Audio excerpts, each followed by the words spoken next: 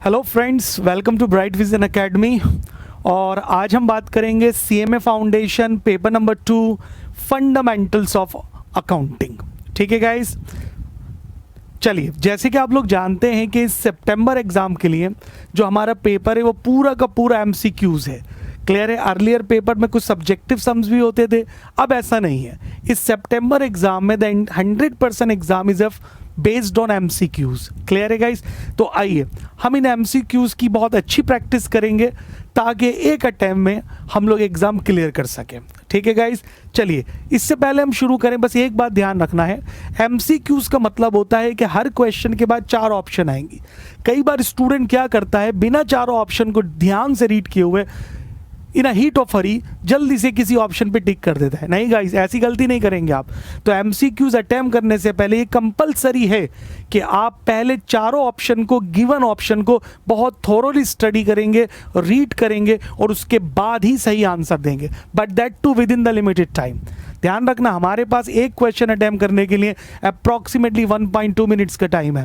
Clear. तो हम कोशिश करेंगे कि हम उससे भी जल्दी अटेम्प्ट कर सके, but with a lot of care and understanding.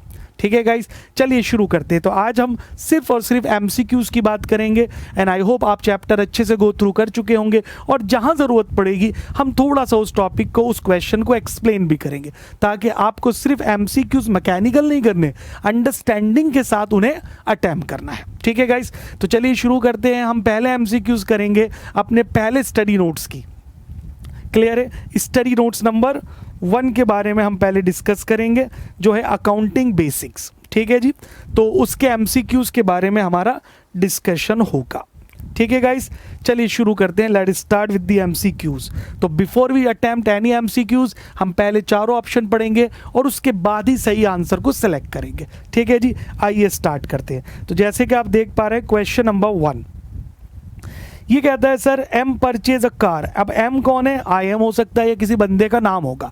चलिए XYZ, उसने एक कार खरीदी फॉर ₹10,000। ठीक है जी। कितने की कार खरीदी? 10,000 रुपए की। पेड 3,000 एज कैश, और 3,000 रुपये कैश दे दिया। जैसे आप जानते हैं अक्सर होता है कि जब हम कोई कार खरीदते हैं तो सारी पेमेंट एक साथ थोड़ी ना करते हैं सर, कुछ डाउन पेमेंट देते हैं और बाकी का हम लोन करवा लेते हैं कि सर बाद में पे कर देंगे विद वेरियस इंस्टॉलमेंट। तो गाइस व्हाट हैपन, हमने एक कार खरीदी 10,000 रुपये की और 3,000 on the spot as a down payment pay कर दिया। ठीक है जी। And the balance amount will be paid in 3 equal installment, और हम बैलेंस अमाउंट पे करेंगे 3 इक्वल इंस्टॉलमेंट में। अब वो कहता है ड्यू टू दिस, बताइए इससे क्या हुआ? क्या हुआ इससे? Total asset increase by 10,000। हमारी टोटल एसिड 10,000 से बढ़ गई, option 1। Option B, total liabilities increase by 3,000। Liabilities 3,000 से बढ़ गई। सर ये तो बिल्कुल गलत लग रहा है। Asset increase by 7,000 with corresponding increase in liability by 7,000, और बोथ ए एंड बी। तो वो पूछ रहा गाइस आपसे सही ऑप्शन बताइए। तो मैं आपको बता दूं ये अकाउंटिंग बेसिक में अकाउंटिंग इक्वेशन का समय गाइस। किसका समय? ये अकाउंटिंग इक्वेशंस का। हाँ जी, क्या मेरी बात यहाँ तक क्लियर है? Come on everybody. तो अगर आप ध्यान से सोचें तो गाइस हमने एक कार खरीदी। What happen, we bought a car.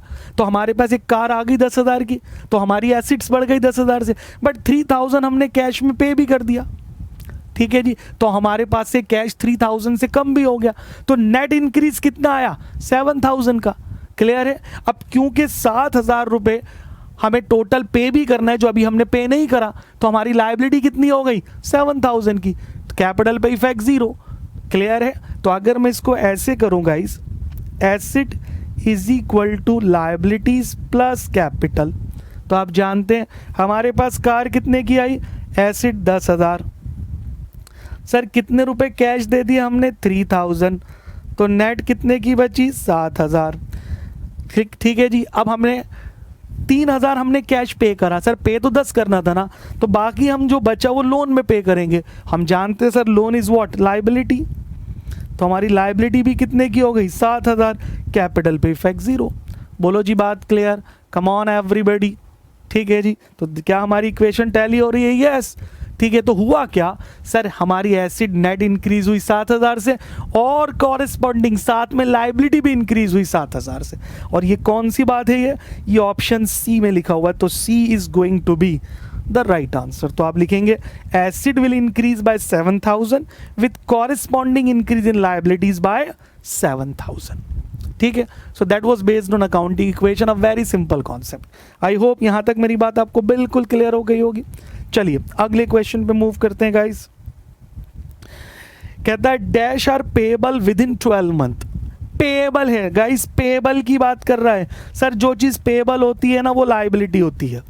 भाई पे करना है तो वो लायबिलिटी है। अच्छा, कब पे करना है? 12 महीने के भीतर भीतर, और 12 महीना मतलब 1 साल। और हम बचपन से जानते हैं, बेसिक जानते हैं कि कोई भी लायबिलिटी जो 1 साल के अंदर अंदर या मैक्सिमम 1 साल में पे करनी है, that is called current liability. That is called what?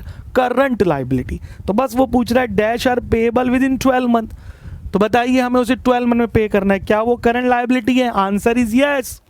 क्या वो नॉन करंट लायबिलिटी है? नो। क्या वो लिक्विड लायबिलिटी है? नो। क्या वो कॉन्टिंजेंट लायबिलिटी है? नो। तो what is the right answer guys? तो A is going to be the right answer. बोलो क्लियर? ठीक है, तो what is current liability? A liability which is to be payable within a period of 12 month. ठीक है जी, जो liability 12 महीने या उससे भी पहले पे करनी है, उस लायबिलिटी को हम बोलते हैं करंट लायबिलिटी। क्लियर? तो ये है हमारे एमसीक्यूज जो बेसिक पर आएंगे। एमसीक्यूज पूरे क्वेश्चन पे मिक्स आएंगे, बस आपको क्वेश्चन को अंडरस्टैंड करना है and accordingly you have to answer. ठीक है गाइस, चलिए आगे बढ़ते हैं। क्वेश्चन नंबर 3 पे आते हैं। Example of capital expenditure. वो कह रहा है सर कैपिटल एक्सपेंडिचर की एग्जाम्पल दो। ठीक है जी, ध्यान रखना कैपिटल एक्सपेंडिचर वो एक्सपेंडिचर होता है नंबर 1 जिसमें हम किसी फिक्स एसेट को खरीदते हैं। किसको खरीदते हैं? फिक्स एसेट को। नंबर 2, या फिर हम फिक्स एसेट की एक्सटेंशन करते हैं। क्लियर है? नंबर 3, या फिर कैपिटल एक्सपेंडिचर वो होता है जो हमारी प्रोडक्टिविटी को इंक्रीज करता है। किसको इंक्रीज करता है? प्रोडक्टिविटी को। तो एक ऐसा एक्सपेंडिचर जिसमें फिक्स एसेट खरीदी जाती है या फिक्स एसेट की वैल्यूज इंक्रीज हो जाती है। जैसे आपके पास एक फैक्ट्री है, आपने उसके ऊपर एक मंजिल और डलवा ली तो फैक्ट्री की वैल्यू बढ़ गई। बोलो जी बात क्लियर है? या फैक्ट्री के बाहर आपने पार्किंग लॉट बना दिया तो उसकी वैल्यू और बढ़ जाएगी। या फिर कोई ऐसा एक्सपेंडिचर जो हमारी प्रोडक्टिविटी को इंक्रीज कर दे। क्लियर है? हम उसे बोलते हैं कैपिटल एक्सपेंडिचर। बोलो जी बात क्लियर है यहां तक? चलिए देखते हैं option 1, purchase of land, building, machine और फर्नीचर। कम ऑन एवरीबॉडी, क्या मैं कह दूं ये सारी फिक्स एसेट्स हैं? Answer is yes. तो इसका खरीदना क्या है? Fix asset. ये तो है। Second, cost of lease hold land and building. हाँ जी, जो आपने लीज पर लैंड एंड बिल्डिंग ली है, कम ऑन एवरीबॉडी, उसकी cost. Cost of purchase of goodwill. आपको पता है goodwill is also what? A fixed asset and that too intangible fixed asset. बोलो जी बात क्लियर है? तो सर ये तीनों ही खर्चे कैपिटल हैं। तो what about this? All of the above. तो what is going to be the right answer? All of the above. हाँ जी क्लियर है? तो example of capital expenditure are all of the above. I hope यहां तक clear है। तो आपको पता चल गया होगा sir what is capital expenditure. मैंने बताया एक ऐसा एक्सपेंडिचर जिसमें किसी फिक्स एसेट को खरीदा जाता है, या फिर जो फिक्स एसेट की वैल्यूज को इंक्रीज कर देता है, या फिर जो हमारी प्रोडक्टिविटी को इंक्रीज कर देता है। Such expenditure are known as capital expenditure. I hope you understand that. चलिए अगले सम पर आते हैं guys. The art of recording transaction in a set of book is referred to as, guys सुनना, the art of recording transaction in a book is known as what? Bookkeeping। बोलो जी बात clear है? तो what is bookkeeping? is art of recording transaction in a set of book। ठीक है जी, और हम जानते हैं where bookkeeping ends, accounting begin। बिना बुक कीपिंग के अकाउंटिंग इज नॉट पॉसिबल। बोलो जी बात क्लियर है? तो ट्रांजैक्शंस को बुक में रिकॉर्ड करना, ये डिसाइड करते हुए क्या वो फाइनेंशियल नेचर की है, they are known as what? Book keeping. I hope you understand. चलिए अगले सम पर आते हैं। Gross working capital equal to. अब सबसे पहली बात guys, what is working capital? तो working capital is that part of capital which is use for day to day operation of the business. यानी कैपिटल का वो पार्ट जो डे टू डे ऑपरेशन में यूज होता है उसे हम वर्किंग कैपिटल बोलते हैं। इसीलिए हम इसको ऑपरेटिंग कैपिटल भी बोलते हैं। क्या बोलते हैं गाइस? Operating capital. क्या मेरी बात यहां तक क्लियर है? ओके। वर्किंग कैपिटल दो तरह का होता है, एक ग्रॉस वर्किंग कैपिटल और एक नेट वर्किंग कैपिटल। जब हम सारी करंट एसेट्स को जोड़ दें so that is called gross working capital. और जब हम करंट एसिड में से करंट लायबिलिटीज माइनस कर दें, so that is called net working capital. यानी इन शॉर्ट अगर मैं आपसे कहूं sir what is gross working capital, so that is equivalent to current assets. बोलो जी बात क्लियर है। और सर अगर आप मुझसे कहते हो अच्छा जी what is net working capital,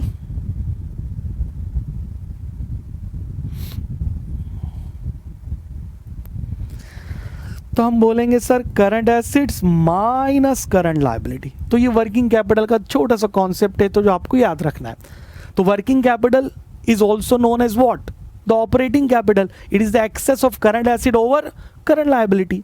तो अगर वो बोल रहा है ग्रॉस वर्किंग कैपिटल, क्या पूछ रहा है ग्रॉस, तो अब जल्दबाजी में स्टूडेंट सिर्फ क्या देखता है वर्किंग कैपिटल और फटाफट से लगा दिया current acid minus current liability. नहीं, क्वेश्चन ध्यान से पढ़िए। वो कह रहा है सर ग्रॉस वर्किंग कैपिटल बताइए। तो gross working capital means the total of current asset. कौन सी ऑप्शन है guys? Option C is the right answer. The gross working capital means basically the total of current assets, as simple as that. But ये concept याद रखिएगा कि working capital दो तरह का होता है, ग्रॉस और net. Gross working capital means total of the current assets and net working capital means current assets minus current liabilities. I hope यहां तक क्लियर है। चलिए आगे बढ़ते हैं। Business is an economic activity undertaken. अब इकोनॉमिक एक्टिविटी वो activity है जो पैसों के लिए होती है। तो कह रहा है बिजनेस एक इकोनॉमिक एक्टिविटी है जो की जाती है। भाई क्यों की जाती है? ऑप्शन है with the motive of earning profit. हाँ सर बिल्कुल सही है, ये तो क्लियर है। लेकिन ध्यान रखना जल्दबाजी में नहीं, हमें सारी ऑप्शन देख के बेस्ट आंसर चूज करना है। क्लियर है? करेक्ट नहीं, बेस्ट आंसर। क्लियर है? तो चलिए with the motive of earning profit, motive मतलब उद्देश्य, तो बिजनेस एक्टिविटी प्रॉफिट कमाने के उद्देश्य से होती है जी, बिल्कुल ठीक है। To maximise the wealth of the owner, हाँ सर ये भी ठीक है कि बिजनेस इसलिए करते ताकि हमारी वेल्थ बढ़े। भाई एक फैक्ट्री है, कल 2 हो 3 हो 4 हो। क्लियर है? तीसरा with the motive of earning profit and to maximise the wealth. तो सर तीसरे पॉइंट में दोनों पॉइंट कवर हो रहा है। Clear? None of the above. तो according to me C is the best answer. बोलो जी बात क्लियर। सर शुरू के दोनों आंसर भी करेक्ट हैं, लेकिन हमें करेक्ट के साथ साथ बेस्ट भी चूज करना है। तो हमारे लिए बेस्ट आंसर क्या है? सी। तो business is an activity undertaken with the motive of earning profit and to maximise the wealth of the owner. I hope यहां तक मेरी बात क्लियर है। कम ऑन एवरीबॉडी, कोई दिक्कत है तो पूछ सकते हैं प्लीज। चलिए अगले सम पे आते हैं। Accounting is considered as an dash of the business. अच्छा जी, हम अकाउंट्स क्यों बनाते हैं? क्लियर है सर? इसलिए बनाते हैं ताकि हम अपने अकाउंट से अपने बिजनेस की इंफॉर्मेशन दे सके। किसको दे सके इंफॉर्मेशन? यूजर्स ऑफ अकाउंटिंग को।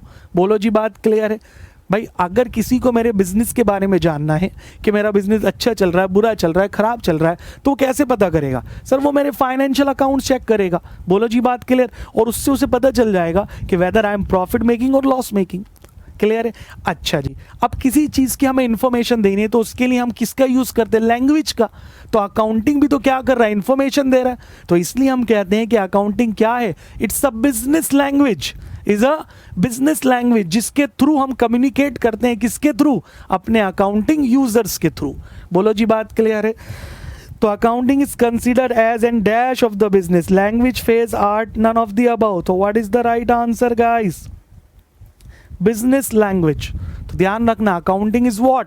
Is the language of the business जिसके थ्रू हम बातें करते हैं, इंफॉर्मेशन पास ओवर करते हैं। किसे? अपने यूजर्स को। ठीक है जी। यूजर्स कौन होते हैं? Income tax department, government, creditors, owner and all the they are all known as the users of accounting. ठीक है गाइस। चलिए नेक्स्ट सम पर आते हैं please. The process of identifying, measuring and communicating economic information to permit informed judgments and decision by the user of accounting. This definition was given by, guys, this is the definition of accounting. ठीक है जी। तो ये accounting की definition हमें दी है American accounting association ने। किसने दी है गाइस? अमेरिकन अकाउंटिंग एसोसिएशन ने। ठीक है, this is the definition given by. ठीक है, चलिए आगे बढ़ते हैं। Next, which one is the objective of accounting. ठीक है जी, आपने पढ़ा होगा अकाउंटिंग के ऑब्जेक्टिव क्या होते हैं। सर अकाउंटिंग का जो प्राइमरी ऑब्जेक्टिव होता है वो होता है रिकॉर्डिंग ऑफ ट्रांजैक्शन। अकाउंटिंग का दूसरा ऑब्जेक्टिव होता है providing information for decision making. Accounting का तीसरा ऑब्जेक्टिव होता है ascertainment of financial profit. Accounting का चौथा ऑब्जेक्टिव होता है ascertainment of financial statements. So these are all the objective of accounting. Clear? तो पहला पढ़िए, providing information to the user for rational decision making. हाँ जी। सिस्टमेटिक रिकॉर्डिंग ऑफ ट्रांजैक्शन, क्या अकाउंटिंग जो है वो ट्रांजैक्शन को सिस्टमेटिकली रिकॉर्ड करने को बोलते हैं। बिल्कुल ठीक है सर। असरटेनमेंट का मतलब होता है फाइंड आउट, खोजना result of the above transaction. Result का मतलब होता है प्रॉफिट या लॉस। क्या होता है रिजल्ट का मतलब? प्रॉफिट या लॉस निकालना। ठीक है जी, क्या ये तीनों ही होती हैं? हाँ, डी कह रहा है ऑल ऑफ द अबव। तो guys what is the right answer? D, all of the above are the objective of accounting. I hope यहां तक क्लियर है। चलिए आगे आता है the function of accounting. Guys याद रखना, फंक्शंस और ऑब्जेक्टिव ऑलमोस्ट सिमिलर होते हैं। तो कह रहा है जी मेन फंक्शन ऑफ अकाउंटिंग क्या होता है? मेजरमेंट। यस, हम अकाउंटिंग की परफॉर्मेंस मेजर करते हैं, लास्ट ईयर की और करंट ईयर की परफॉर्मेंस, फिर उसे कंपेयर करते हैं और डिसीजन मेकिंग करते हैं। सेकंड, फोरकास्टिंग, फ्यूचर के बारे में बताते हैं कि पास के आधार पर हमारे आने वाले साल में हमारी सेल कितनी होगी, इस साल हमारा कितना प्रॉफिट होने के चांसेस हैं, हमारे प्रोडक्ट की डिमांड कितनी होगी। तो ये सारे काम हम अकाउंटिंग में करते हैं। बोलो जी, बात क्लियर है यहाँ तक? Come on everybody. So measurement is a objective function, forecasting is function. C कह रहा है both A and B, तो C is going to be what? The right answer. I hope यहाँ तक क्लियर हो गया। ठीक है guys?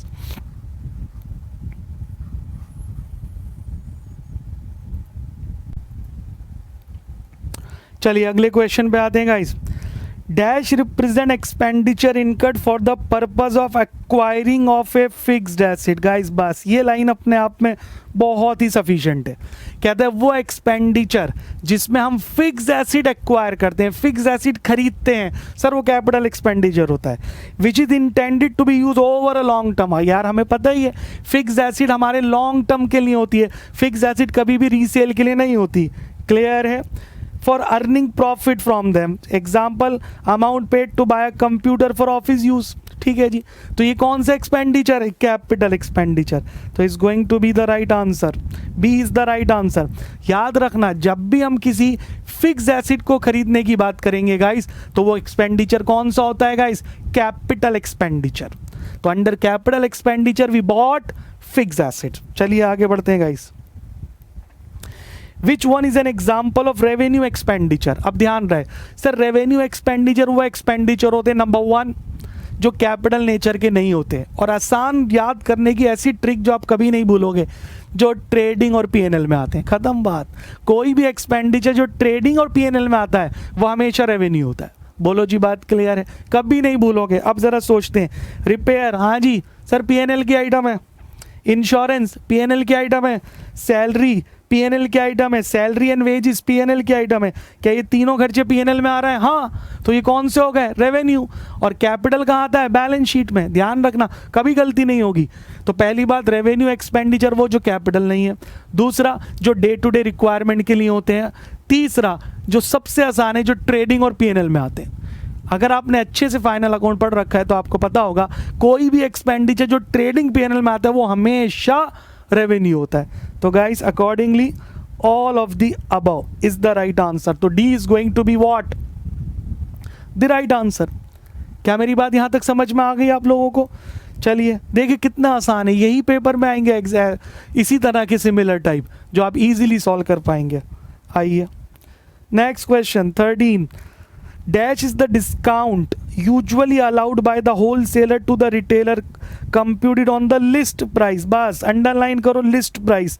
कुछ भी हो जाए सर, दुनिया में लिस्ट प्राइस पर एक ही डिस्काउंट होता है और वो होता है ट्रेड डिस्काउंट। क्या होता है गाइस? हमेशा ट्रेड डिस्काउंट।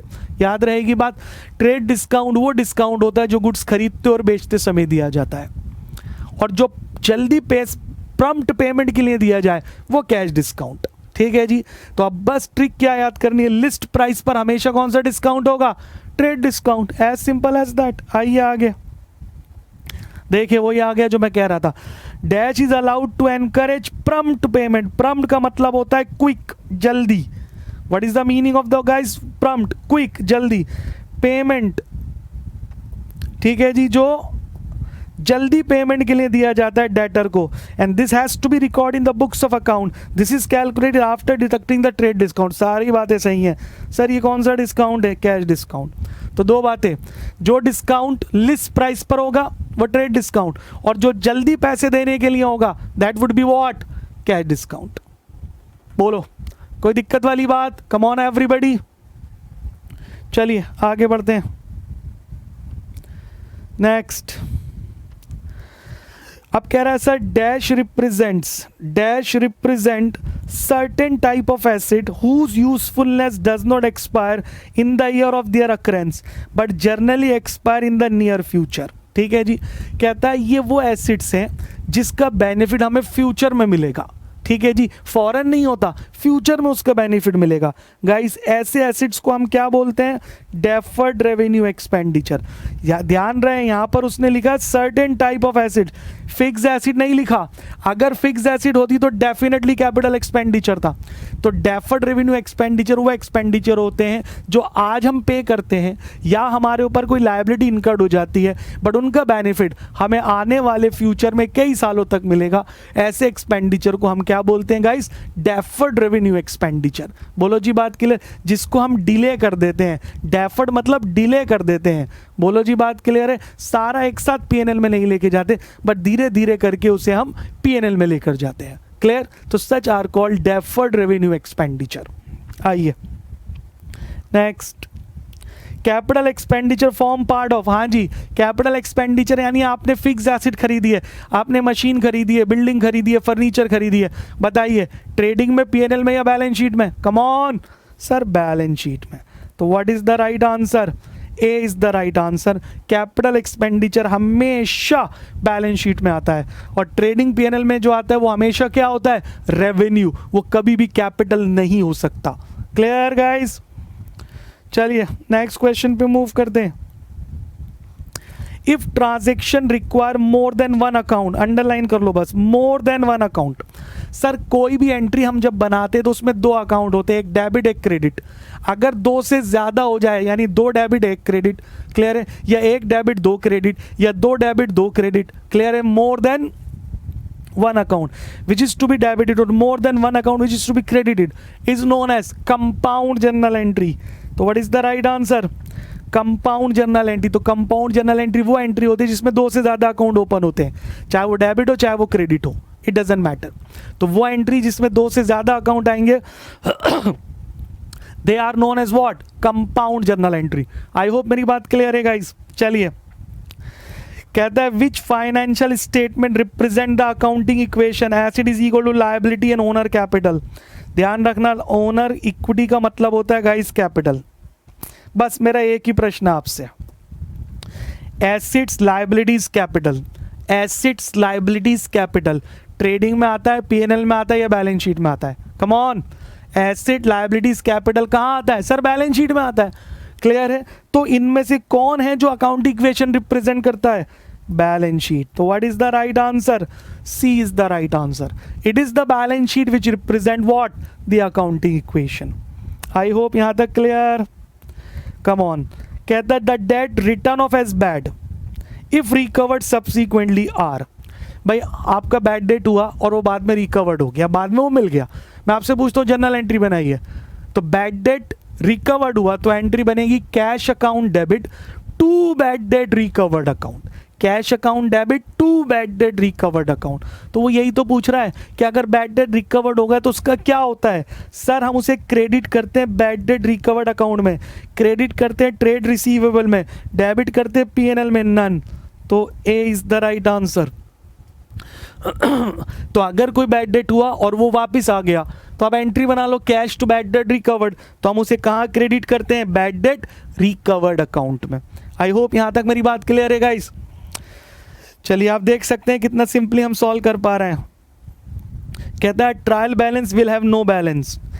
यहां पर बैलेंस का मतलब है मैच होना, यानी ट्रायल बैलेंस मैच नहीं करेगा अगर करेक्ट एंट्रीज पोस्टेड ट्वाइस, अगर हम एक एंट्री दो बार पोस्ट कर दे the purchase on credit basis is debited to purchase and credit to cash. 500 cash payment creditor is debited to creditor 50 and credit to cash 500 and none of the above. Guys देखो, ये है trial balance, particulars, ये debit, ये credit. Trial balance में दो side होती हैं, दो कॉलम होते हैं डेबिट क्रेडिट. लास्ट में इसका टोटल निकालते जो बैलेंस हो जाता है. ट्रायल बैलेंस अर्थमेटिकल एक्यूरेसी को बताता है of the books of accounts यानी कि लेजर. अब सर डेबिट का टोटल क्रेडिट का टोटल इक्वल आना चाहिए. सर ये तभी पॉसिबल है कब, जब आप डेबिट में जो अमाउंट लिख रहा हो वही क्रेडिट में भी लिखो. अगर आप डेबिट में 100 रुपये लिख रहा हो तो क्रेडिट में भी 100 ही आएंगे, तभी तो दोनों मैच करेगा. क्लियर. या लिखने थे 100, उसकी जगह 200 लिख दिए, कोई बात नहीं, 200 यहाँ लिख दो, 200 यहाँ लिख दो, अब भी ट्रायल बैलेंस मैच करेगा. बोलो जी बात क्लियर. यहाँ एरर की बात नहीं हो रही कि एरर है या नहीं है, हमें तो ट्रायल बैलेंस को मैच कराना है. ठीक है. वो कह रहा है sir correct entries posted twice. आप एक ही एंट्री 2 बार लिख दो, इसका मतलब 2 बार आप डेबिट लिखोगे, 2 बार क्रेडिट लिखोगे, तो सेम अमाउंट लिख रहे हो ना, मैच कर जाएगा. परचेज आपने उधार में खरीदा तो परचेज डेबिट में, क्रेडिटर क्रेडिट में, यानी कम हो गया. या फिर आप उसे कैश में लिख दो तो purchase debit, cash credit, amount तो सेम है ना, ट्रायल बैलेंस मैच करेगा. बट ये कह रहा है कि 500 की पेमेंट थी, उसको आपने क्रेडिटर में 50 लिख दिया, कैश में 500 लिख दिया, तो सर दोनों का अमाउंट चेंज हो गया ना. तो डेबिट में अमाउंट अलग आ रहा है, क्रेडिट में अलग आ रहा है, तो क्या ट्रायल बैलेंस मैच करेगा? बिल्कुल नहीं करेगा सर. तो what is the right answer? C is going to be the right answer. I hope यहां तक क्लियर. चलिए नेक्स्ट क्वेश्चन पे मूव करते हैं sir. A trial balance shows, मैंने अभी अभी बताया, a trial balance shows arithmetical accuracy of the books of accounts. तो what is the right answer? C, only arithmetical accuracy. Arithmetical का मतलब कि जो लेजर हमने बनाए हैं उसमें प्लस माइनस एडिशन सब्सट्रैक्शन पूरी तरह हुआ या नहीं हुआ. और आप जानते ही हैं ट्रायल बैलेंस की दोनों साइड का मैच होना सिर्फ इस बात का प्रूफ है कि लेजर अर्थमेटिकली सही है, बट वो कंक्लूसिव प्रूफ नहीं है कि लेजर में कोई गलती नहीं हो सकती. That is not possible. ठीक है. अगर ट्रायल बैलेंस की दोनों साइड मैच है, हो सकता है तब भी लेजर में कोई एरर्स हो. बोलो जी बात क्लियर है. तो ट्रायल बैलेंस की अगर दोनों साइड मैच होती हैं तो वो सिर्फ अर्थमेटिकल एक्यूरेसी को बताता है, nothing else. Clear guys? I hope you are understanding. चलिए next question. Which of the following is the objective of accounting. Sir ये अभी अभी रिपीट हुआ है. ठीक है. तो ऑल ऑफ द अबव. चलिए next. Which of the following are the function of accounting. ठीक है जी. Sir all of the above repeat हो गया. ठीक है जी. Measurement, forecasting, decision making, all of the above. तो these are basically the function of accounting. Next. Book keeping is a mechanical task. Book keeping क्या है? एक मैकेनिकल टास्क है. ठीक है जी. मशीनीकरण की तरह होता है जिसमें कलेक्शन ऑफ डेटा होता है. हाँ.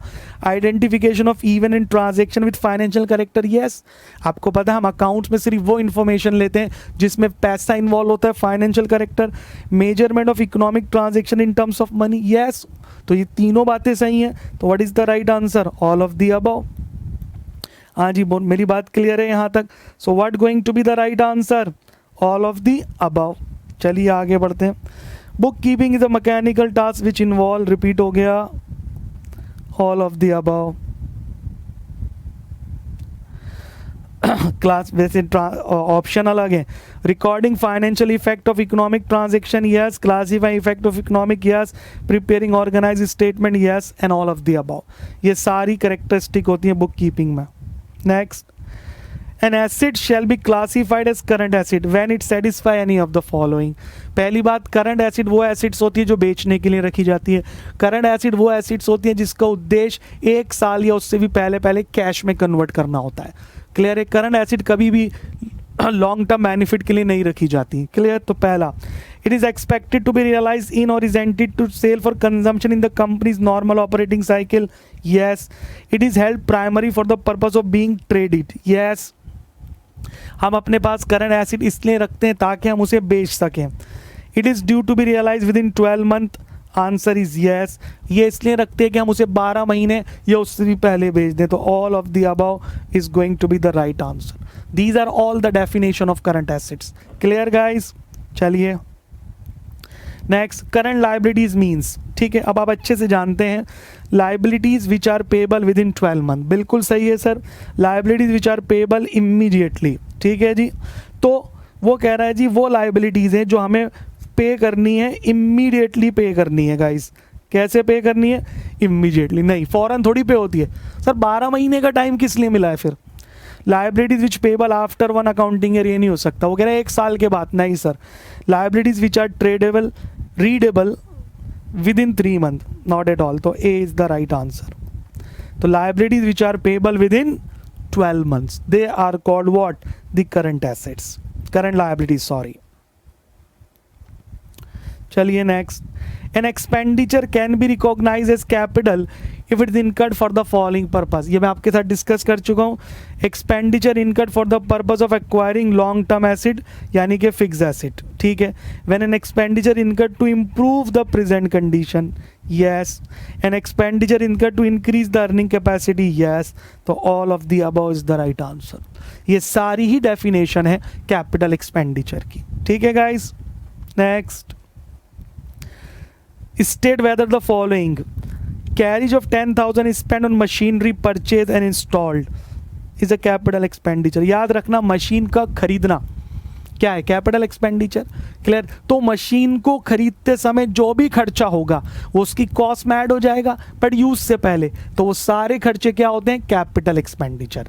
तो आपने एक एसिड खरीदी और यूज से पहले तक सारे खर्चे कैपिटल नेचर के हैं, बट यूज करने के बाद अगर कोई खर्चा हुआ तो फिर वो रेवेन्यू नेचर का होता है, क्लियर।